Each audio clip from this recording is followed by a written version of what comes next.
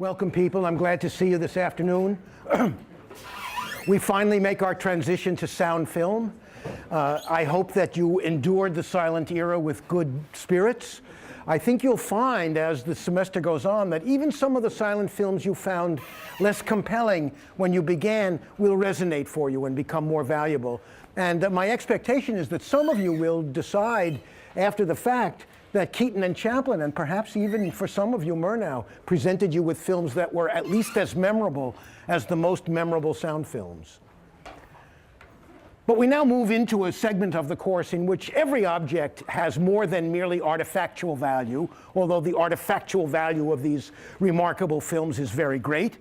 And as I indicated earlier in the semester, my hope is to toggle back and forth in some ways in each of our conversations about these films on our syllabus, to toggle back and forth between what we might think of as an aesthetic perspective, talking about the qualities in these texts that make them artful, memorable, long-lasting, worth something even beyond the eras in which they were created, on the one side, and then on the other side, more an anthropological kind of perspective rather than an aesthetic one. What do these texts tell us about the culture from which they come? In what ways do the social and moral and political mythologies of the society find a complex articulation in these texts? So those are the two sort of perspectives between which we oscillate.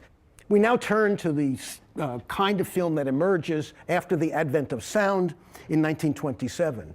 And we can say that the period roughly between 1927, 1928, when the first sound films began to be made, and the era into the 1950s, briefly after the advent of television, that era is often thought of as often called by some film historians the golden age of Hollywood.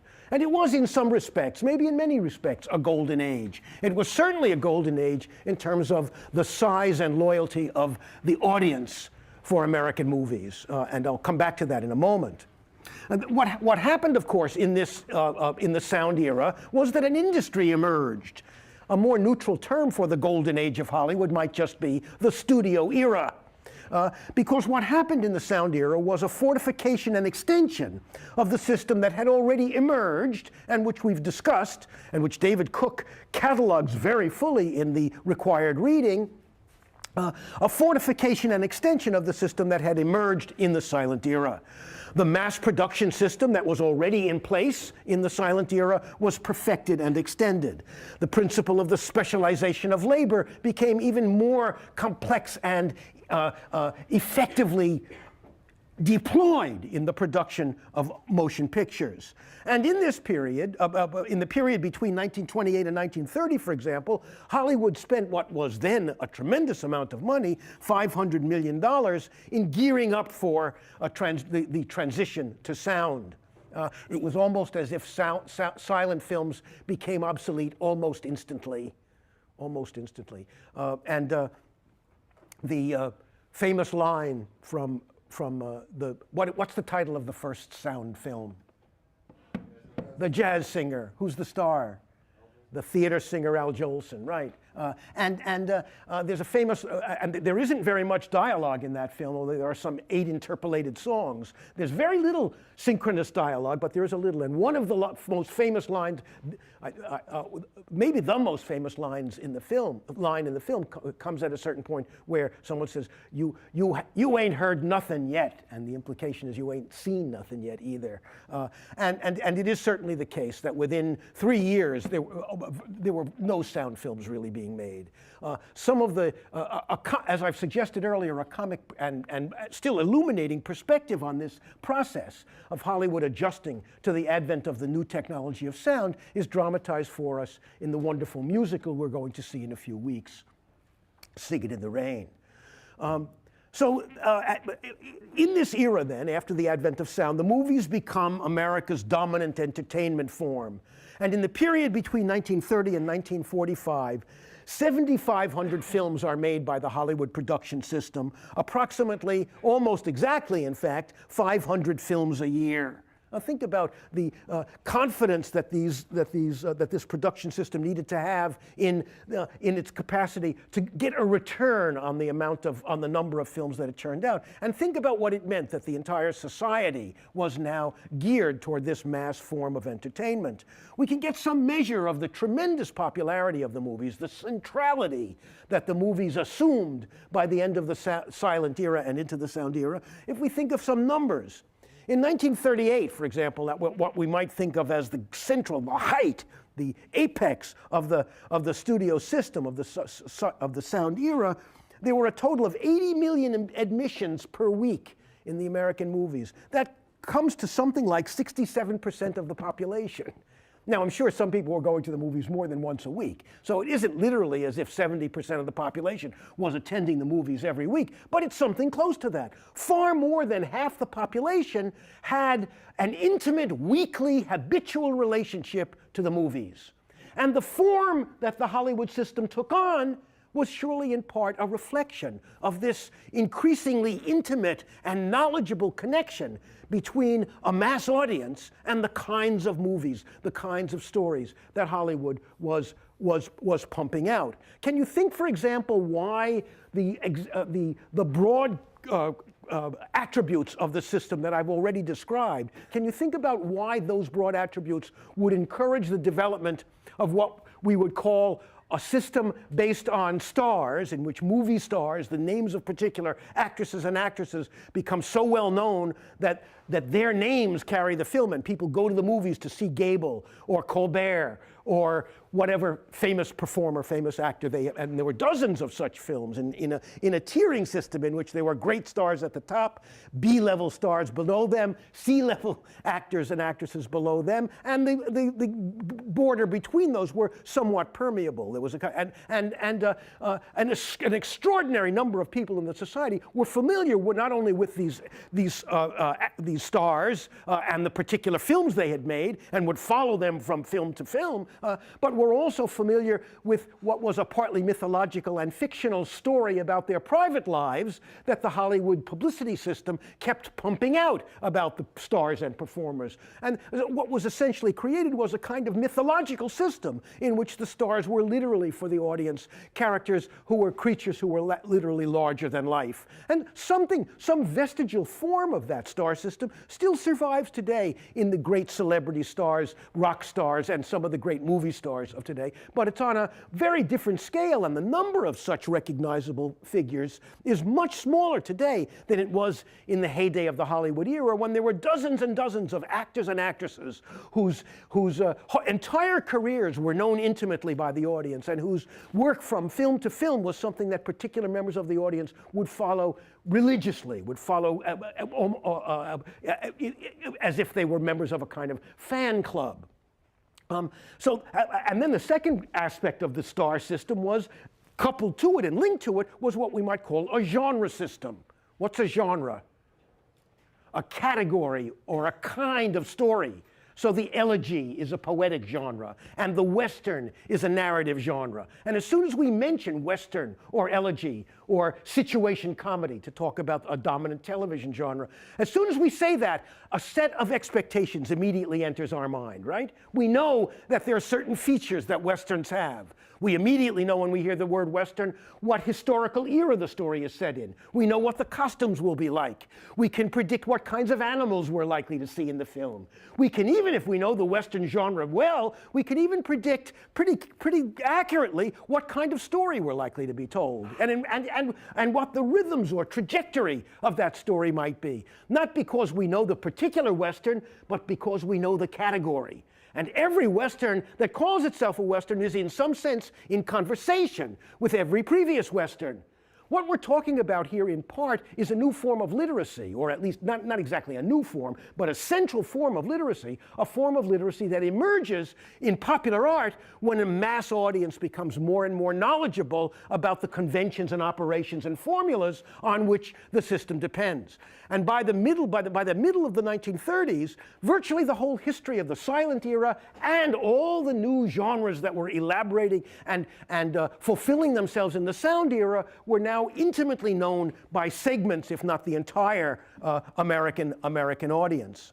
So to come back to my question, why would a system that emphasized the repetition of stars and the repetition of genres across experiences be a particularly appropriate or useful one for the kind of system I've described? What's the answer if it's a mass production system? The alternative would be, to clarify my question, why would we not have a system in which every movie was a unique experience, did not make gestures toward a whole class of other stories to which it belongs and which it wants the audience to compare it? Or that a series of stars would emerge so that every time you see a Clark Gable movie, or a Claudette Colbert movie, or a Barbara Stanwyck movie, you associate those performances in those films with all the earlier performances in which you've seen. Why does that system work? What's the answer? All right, that's right. In a way, because it's familiar, you know what to expect. It's a branding. You know that, and in fact, if you think about it, if you want people to shell out money every single week, you can understand why the notion that they should be getting something familiar might be important. It's possible that you could get people to spend a significant amount of money, or at least a small amount of money. In the early days, admissions were not that expensive for one experience. But if you expect them to do it week after week after week, it's natural that you would expect that the system that would develop would offer the audience certain familiar landmarks. In other words, the answer, and I think it's a very good answer, the answer is that a mass production system lends itself to principles of repetition and economies of scale. What's an obvious thing? If you're a studio and you make a lot of Westerns, how can you save money? Do you have to hire the horses every time? Maybe you have your own stable, right? Not only that, maybe if you have a scene of a stampede, you can use it in more than one movie. You don't have to film it again, right? And in fact, a lot of early Westerns have stock footage in them that were put in from, they would film a tremendously exciting cattle stampede, and they would use it in 4 or 5 different movies that needed stampedes, right? The same with the sets. They don't have to tear down the Western town and rebuild it for every movie, right? So in other words, one could say that there are economic incentives that encouraged this system, but this is another example of that magnificent paradox that I spoke to you about earlier in the term, the paradox that the crassest of alliances between commerce and technology should be the enabling conditions of a narrative art. Why? Because even though the origins of these strategies may very well have been totally commercial, as they begin to elaborate themselves, they inevitably become more complex. The audiences begin to generate expectations. The people who are repeating themselves begin to repeat themselves with variation. Even if they never intended to get better, they would get better. And of course, some of them are excellent professionals, and they do want to do a better and better job, right? So that what happens is the system begins to refine itself, even if it begins in the crassest of intentions. Figure out a way to save money and make as much money as we can by giving the audience the same thing again and again. If the audience would buy the same story over and over again, no doubt Hollywood would give it to them. But of course, they have to introduce variations just to make a living, right? Just to make people come back. And then as these variations begin to elaborate themselves, something complex and rich begins to emerge. And this knowledge that the audience has becomes what we might call a form of literacy, a form of popular literacy. So there's much more one could say about this, and I'm being very abrupt and overly brief about the way this system elaborated itself. Suffice it to say that there emerged in this era a series of recognizable separate categories of movie making: Westerns, gangster films, various forms of comedy, various forms of social realism, certain forms of historical spectacle, right? And other smaller genres like the newspaper picture, right? Which is a kind of a smaller subgenre of, we're going to see one example of that tonight. And so that what I'm trying to do over the next couple of weeks, and especially in this week, is trying to demonstrate these principles in small by talking today especially about certain aspects of screwball comedy, and by placing that particular central Hollywood genre in the larger context of this manufacturing system, this mythological system that we've been describing. One way of explaining what I'm trying to get at when I talk about these stars and genres and the purely commercial origins of what becomes a rich set of narrative expectations is to say that what I'm really implicitly dealing with is a problem. It will seem less of a problem to your generation than it did to generations earlier. But it took a long time before the American society began to recognize that the movies were a signature art form of American society, and that if American society was going to be remembered for its artistic achievements in the 20th century, the movies were going to be one of the prime instances of its artistic identity as a society. It took a long time for Americans to recognize this. In fact, the Europeans recognized it before the Americans did. And one of the fundamental reasons for that is that our ideas about what art is were inherited notions that came essentially from traditions of Romanticism and modernism, which laid tremendous emphasis on pure originality, on the idea that the work of art has to be sui generis, unique to itself, that it has to grow out only of the individual genius of the artist, right? Well, this notion of art is actually a very time-bound one. It's not really a universal notion of art at all. The notion of art that I want to suggest to you is a more populist one. It goes back to Homer and to the various forms of epic performance. And this notion of art is a more communal one, in which the artist is a singer or a speaker to the main parts of the community, to the whole of the community, or to a large part of the community. And in order to do that kind of singing, to do that kind of address, the singer, the poet, the storyteller needs to use the categories and the story forms and the language that is known by the majority of the community, right? And in this kind, the aesthetic for this kind of art is an aesthetic of familiarity, in which meaning and significance is generated not by a shock of total recognition of everything in the text being new or innovative, but by something else, by the fact that certain very familiar strategies are suddenly very, very slightly, and it's the slight variation from the familiar that generates the significance. And I'm going to try to demonstrate these principles. In fact, all of the clips and films that you're going to see over the next few weeks, and especially in today's viewing and lectures, are embodiments or instances of this principle, as I hope you will see. What we're talking about here, to borrow a phrase from the film scholar Leo Brody, whose essay An Aesthetics of Connection is required reading in the course, we might say that what we're trying to identify here is an aesthetics of connection, in which the links and connections amongst different texts or amongst different performances are emphasized, in which the familiar is a central element in artistic experience. Most people love to recognize the familiar. It is not the case that art always must continually surprise you. In fact, art that is constantly surprising, that makes no assumptions that you can share, or that go back to some that allude to or refer to earlier forms of the experience,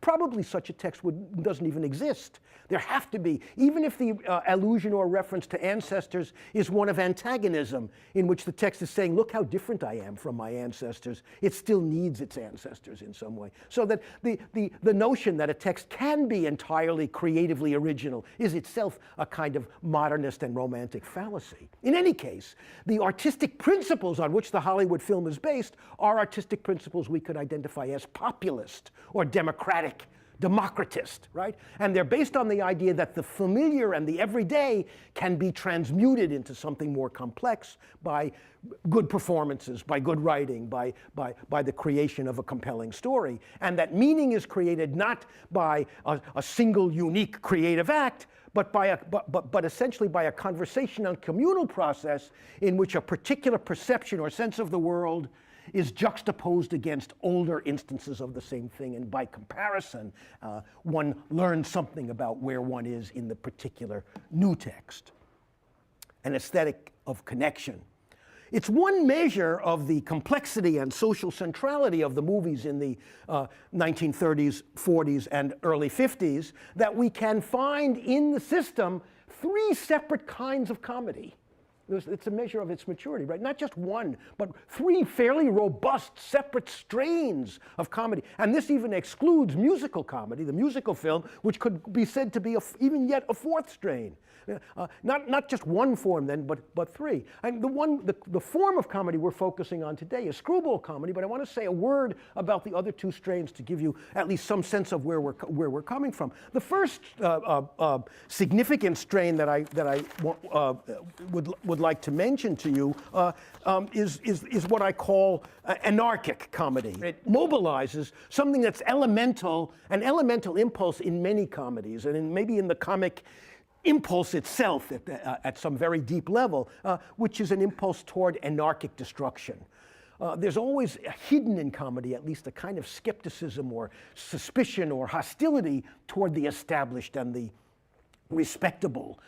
And one form that can take in comedies is a kind of systematic anarchy in which the large respected structures of a culture are systematically or sometimes unsystematically disabled or dismembered. And over again in the comedies of the Marx Brothers, something like this happens. I won't mention titles, but there are a number of titles. I think I mentioned one last week or the week before, A Night at the Opera, which concludes with the entire set of the opera falling apart, breaking down, and that kind of destructive. There's another film that the Marx Brothers made in which they are on a football team, and we see one of the things that Groucho does in that film is he gets the ball and he runs the wrong way, and he scores a touchdown for the other team, but then he keeps running and he starts running out of the stadium. I mean, in other words, there's a sense that what the rules of this game are silly. Let's ignore them. And so this sense of the dissolution of boundaries and the anarchic chaos that follows from the breaking down of established categories and edifices is part of the pleasure of these Marx Brothers comedy, and even extends in some way to a kind of deconstructive attitude toward language itself. And many times the dialogue in a Marx Brothers film will sort of go nowhere. It will end up making no sense. In other words, so even language itself is reduced to a kind of anarchic nonsense at times in the Marx Brothers films. You can get another, an even cruder version of this would be in the Three Stooges, right? The Three Stooges are a version of this kind of anarchic comedy. And there's a final version I should mention, a rather distinguished one in its own way, the films by the actor that are associated with the actor W.C. Fields, a gravelly voiced comedian who often portrayed people who were half drunk and were very hostile toward children. It was very anti-sentimental. He would kick children or spit at them or act as if children were smelly, annoying things who should get out of his way so he could keep drinking his scotch. That sort of thing. So there was both an anarchic and a kind of subversive element to this kind of comedy. A second strain of comedy, even more powerful and artistically more valuable, very, very interesting one, which continues to be influential. Films from this tradition have been remade recently in American cinema. And this is the strain of comedy we would call worldly. That other scholars have called it. It's not my label. And one thing that the label intends to acknowledge is that many of these directors in this tradition were Europeans. And they brought a European attitude, especially towards sexuality. They were much more amused than shocked by sexual shenanigans. So one measure of worldly comedy was it had a more generous and a less puritanical attitude toward infidelity, toward the body itself, toward sexual illusion and sexual byplay, right? They still were not explicit by today's standards. You didn't see nudity in these films, but they were more open about the fact that men and women actually engage in that behavior and even sometimes take pleasure in it. An acknowledgement that was more difficult for non-worldly films to make. And the central director in this tradition, although there were others, was Ernst Lubitsch. I put his name up on the board there. His dates are 1892 to 1947. And he made a series of films, especially in the 30s through the early 40s, that are still regarded as classics of this kind of worldly comedy. Trouble in Paradise, Design for Living, a film called Ninotchka in 1939, a film called To Be or Not to Be in 1942, an immensely bold film in which Jack Benny, the comedian, plays an actor who impersonates Hitler. The film is set in Berlin, and he actually plays as a double of Hitler. A very bold film on a par, and intellectually, I think, and artistically, an even more powerful film than Chaplin's The Great Dictator, although shares the same ambition. And these worldly comedies often told infidelity stories, or stories, as I've suggested, that took a much more benign and amused attitude toward our sexual crimes and misdemeanors. And both these strains of comedy are robust and deeply popular in the era. But the form of comedy that I want us to focus on, and that we're centering on in this week, is the most important of these strains of comedy. It's what has come to be called screwball comedy. And let me say a few things about screwball comedy as a category, describe it a little bit, and then I want to show you two clips that are intended to illustrate many of the principles I'm trying to articulate here. And we'll come back to this idea of star and genre in these clips as well, because those elements are also at issue or embedded in what I want you to look at.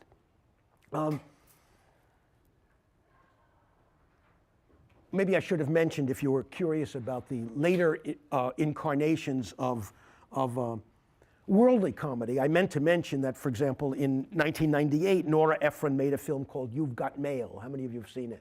At least a couple. That's a remake of one of Lubitsch's films. And in fact, the Lubitsch film, The Shop Around the Corner, is a much more wonderful film.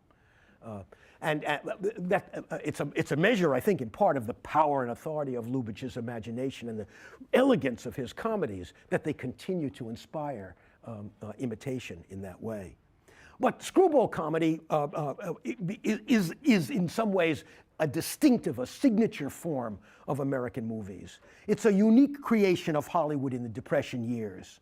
It's derived in part from Broadway farces of the 1920s, and also from the slapstick physical comedy of the silent era. It's a kind of marriage or hybrid. And remember, we've already said this, but let me remind you, one measure of a mature medium, or of a medium that's coming into maturity, an expressive medium, a communications medium.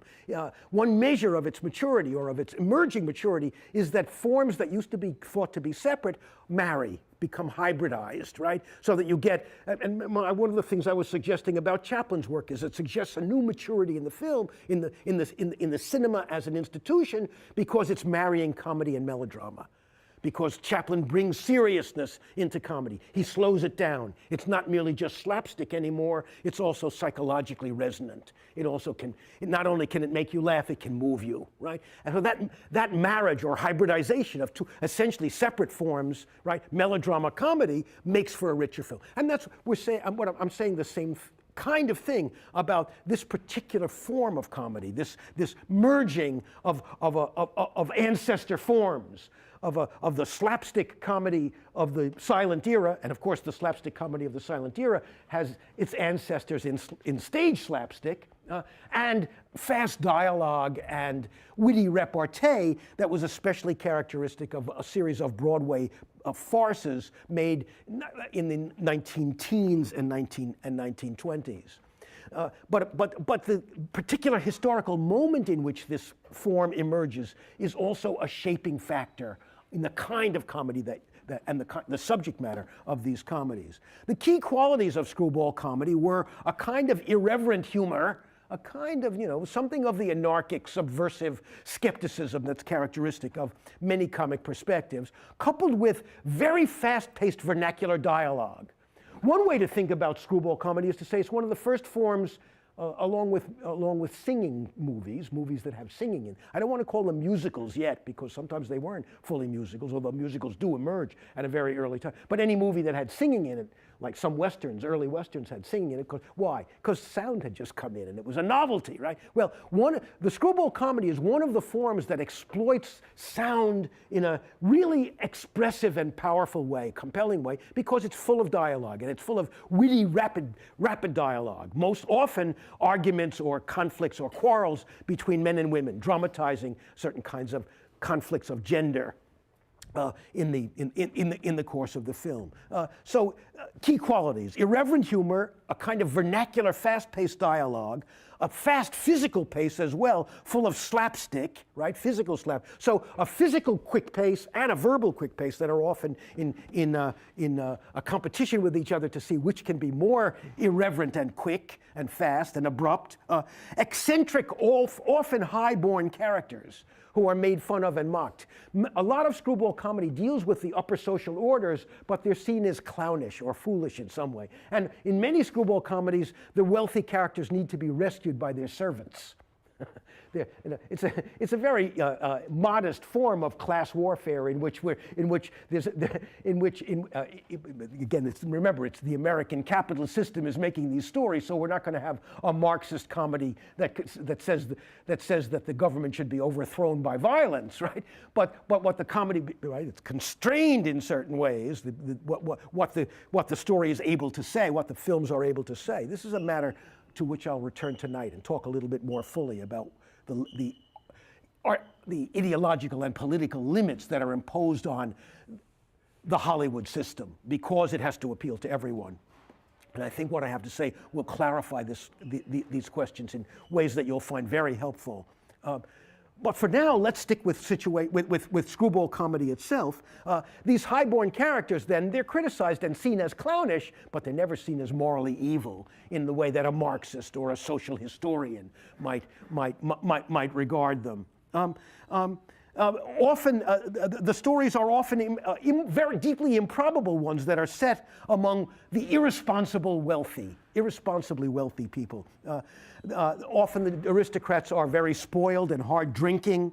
In one of the most famous of these, a film made in 1937 titled My Man Godfrey, directed by Gregory LaCava, Carol Lombard and William Powell, two of the central screwball comedy performers, are the stars, and there is a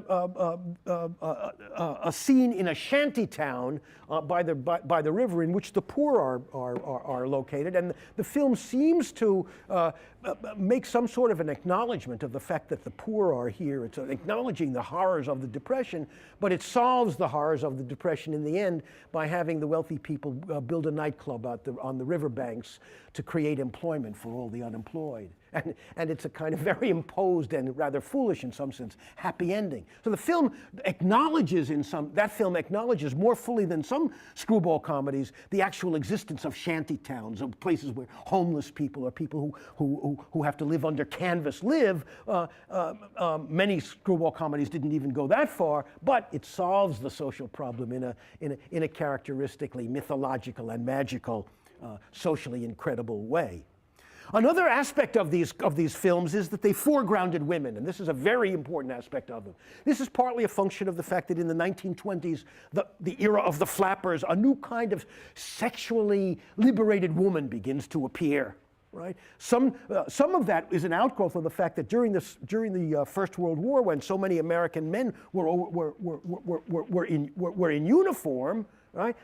Women got new jobs and were able to get into the workforce for the first time. And that created moments of freedom for women that had never existed in American society before. And some of that is reflected in screwball comedy and in other films as well, but especially in the screwball comedies of the era. So it foregrounds women, and it shows women who often have a great deal more energy and freedom than the females in other films of the era. Very often in these films, marriage is seen for the first time as a partnership of equals. And as you'll see in It Happened One Night, that's the ideal of marriage that's dramatized in that film, one of the two screwball comedies we'll be looking at this evening. So these films also reflected the social disorientation of the 30s, the uncertain values that were represented during the Depression, the fear in some sense that the culture was breaking down or that the fabric of society was tearing in some ways, right? So these films were ironically or simultaneously escapist because they were screwball comedies and they did zany things and they often had ridiculous or improbable plots and improbable characters. And yet at the same time, the anxiety that they also dramatized, the anxiety of things falling apart, of the center not holding, of a kind of danger to the established structures and belief systems of the society underlay even the most apparently escapist of these films. So there was a subtext then of strong women, of quarreling and manipulative men, and especially, and of course, one of the things this dramatized for us were intelligent and witty women like Katharine Hepburn in Bringing Up Baby, or Claudette Colbert in the film you're going to see tonight, It Happened One Night, or Rosalind Russell in the second screwball comedy you're going to see tonight, His Girl Friday. So, and then finally, implicit then in what I've been saying is that there are implicit in these stories, sometimes rising to the surface, sometimes just beneath the surface, but there as a kind of hint or anxiety are what we might call first, some form of class conflict, some sense that the class structure of the United States is a problem, that the Depression is causing difficulties, right? And second, a form of sexual warfare in which the inequality between men and women and the unequal relations that men and women have in this society are put in question, are quarreled with, are in some sense even mocked. And in many of these films, the actress is the dominant figure and the male character is the secondary figure. And even in some of the films where the male characters are even more powerful, the best one can say is that they're equals. And that in itself, regardless of what the plot does, was in some sense not exactly revolutionary, but transformative, potentially transformative. Well, what I want to do in the time I have left is show you two clips. And they're intended to dramatize many of the principles I've been talking about. So let me rehearse them very quickly together. I'm going to show you two clips from two separate screwball comedies. One directed by Preston Sturges in 1941 called The Lady Eve. A second directed by Howard Hawks, the director of the second film we're going to see tonight, Ball of Fire. Hawks is probably, of all the directors, the one most identified with screwball comedy, although as you'll see tonight when I talk a bit more about him, he was a master of other genres as well. But the reason I want you to look at these two clips is multiple. I have multiple reasons, right? It's the multiplicity principle in criticism. Because what I want you to recognize as you're looking at this is first, the power of the star system. Because here's Barbara Stanwyck at this point in her career. She's one of the dominant female stars in the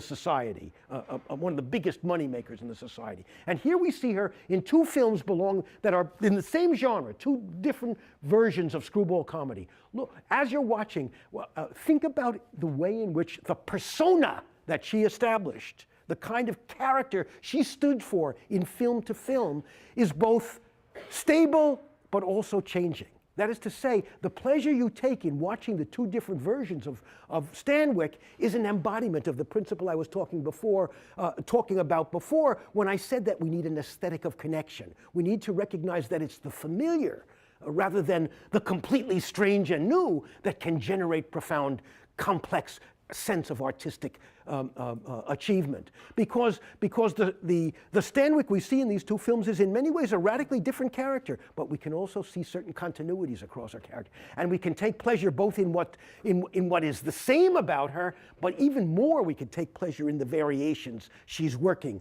on this persona.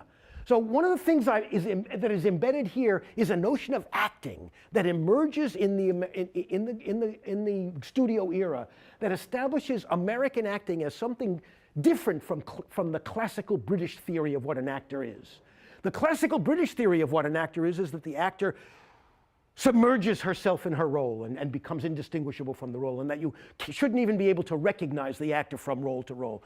The American system that emerges from Hollywood and from movies is an opposite one, in which not only are you supposed to recognize the actor, you're supposed to take pleasure in the way the actor, it's not really Barbara Stanwyck, but the character Stanwyck plays, the persona Stanwyck established. It's in film after film after film. How does that persona evolve?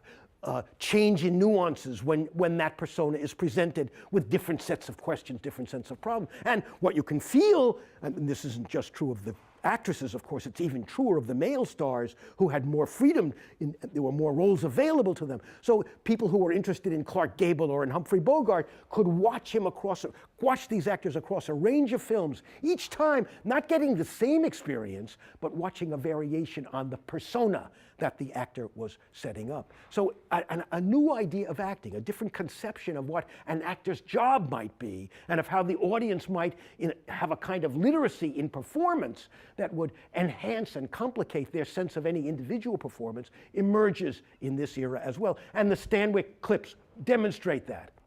The second thing I want you to see, again, same principle, having to do with screwball comedy itself. Here are two different screwball comedies. Look at the differences in tone. They belong to the same genre. We can feel how much they belong to the same category, but also how much variation there is between them. So the point is, it isn't a simple form of repetition at all. It's a form of very complex elaboration and complication, in which the relation between one text in the category and another text is far more complex, artistically satisfying and rich than we might imagine if we described this system in too abstract a way. So here's the first scene from The Lady Eve, and let me set the scene.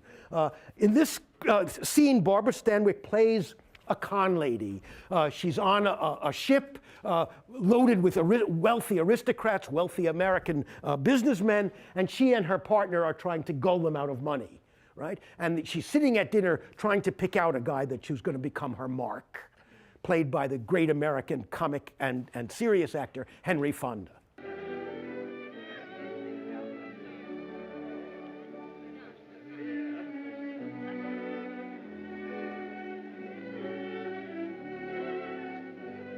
He's very wealthy. Everybody knows he's very wealthy.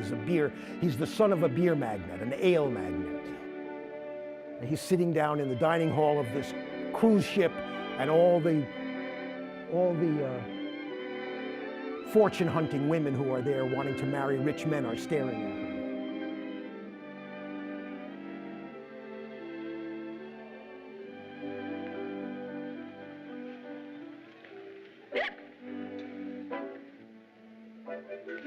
Not good enough.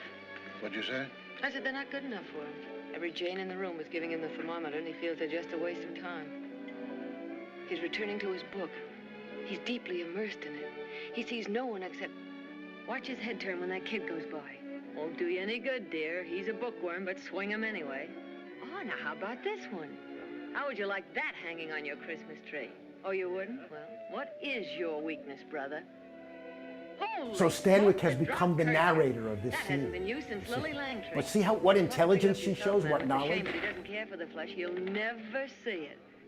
Look at that girl over to his left. Look over to your left, bookworm.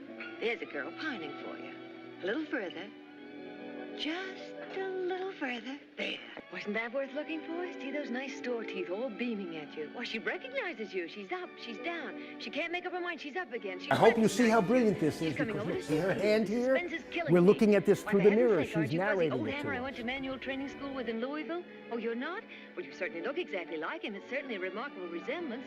But if you're not going to ask me to sit down, I suppose you're not going to ask me to sit down. I'm very sorry. I certainly hope I haven't caused you any embarrassment, you so-and-so. I wonder if my tie's on straight. I certainly upset them, don't I? Now, who else is after me? Ah, the lady champion wrestler. Wouldn't she make a houseful? Oh, you don't like her either. Well, what are you going to do about it?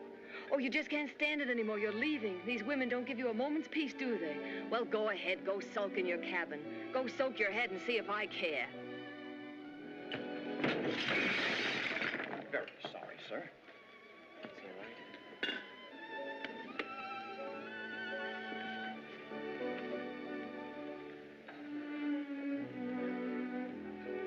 don't you look where you're going? Why don't I look? Look what you did to my shoe. You knocked the heel off. Oh, I did? Well, I'm certainly sorry. You didn't. You can just take me right down to my cabin for another pair of slippers. Oh, well, certainly. I guess it's the least I can do. By the way, my name's Pike. Oh, everybody knows that. Nobody's talking about anything else. This is my father, Colonel Harrington. My name is Jean. It's really Eugenia. Come on. Okay. Now, I hope you recognize the tremendous intelligence and wit that was embedded in that dialogue that was a little too low. What is revealed about that character, dramatized about that character in that opening scene tells us almost everything we need to know about her. Not everything, but almost everything. You can feel the energy, the wit, and of course, who's in control of that scene? Not the man, but the woman. Now, let's look at another scene from Howard Hawks' film, Ball of Fire. The basic situation is Gary Cooper, the man in the middle here, this fellow, Gary Cooper is the head of a consortium of scholars who are compiling a dictionary of the English language with special emphasis on colloquial or slang English, right? And earlier in the film, Gary Cooper went to a nightclub and he saw the Barbara Stanwyck character, who's actually the mistress of a mob boss, do a song and dance number. And then he spoke to her and interviewed her, and he became very excited by what she represented, by the linguistic resources, the verbal realities of the American language that he'd been oblivious to, and he wants her to contribute to his project. She's not interested.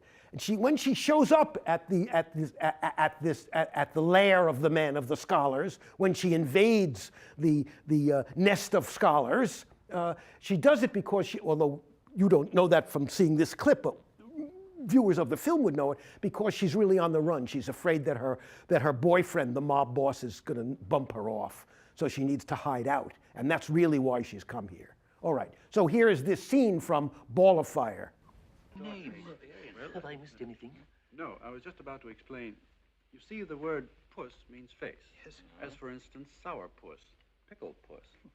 Sugar puss implies a certain sweetness in her appearance. Sugar. Yes. Well, now, never mind the etymology. Was she blonde or brunette? Yes, which? That I don't know. I didn't notice. Oh. But her vocabulary, even in ordinary conversation. Oh, you spoke to her? Yes, in her dressing room. In her dressing room? Backstage? Yes. Unfortunately, she disclaimed any interest in our project. In words so bizarre, they made my mouth water.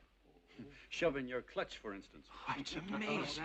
Pats, could you tell us, what was it like backstage? Oh, very vivacious, I imagine. And perhaps ballerinas giggling up and down iron staircases. Round and around. Possibly wearing tights. Tights. And that ineffable... I hope you're picking up the subtext that these old men are revealing. Well, it's getting a bit late, gentlemen. Perhaps we had better get to bed. I would have liked to hear a little. Me too.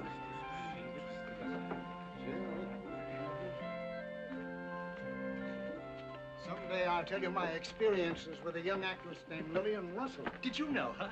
I stood in the snow 4 hours to get to... Is that our doorbell? But it's 12:25. Oh, it must be the statistics on San Salvador saltpeter. I'll get it. I asked for it to be sent. Did anyone pick up on the joke there? Why is there a joke in reference to saltpeter? It's used in the army to keep men from getting too horny. It damps down your sexual energies. And he's writing an article about saltpeter. Okay. Damn it. Heidi-ho. Don't tell me I'm too late for class, Professor. Say,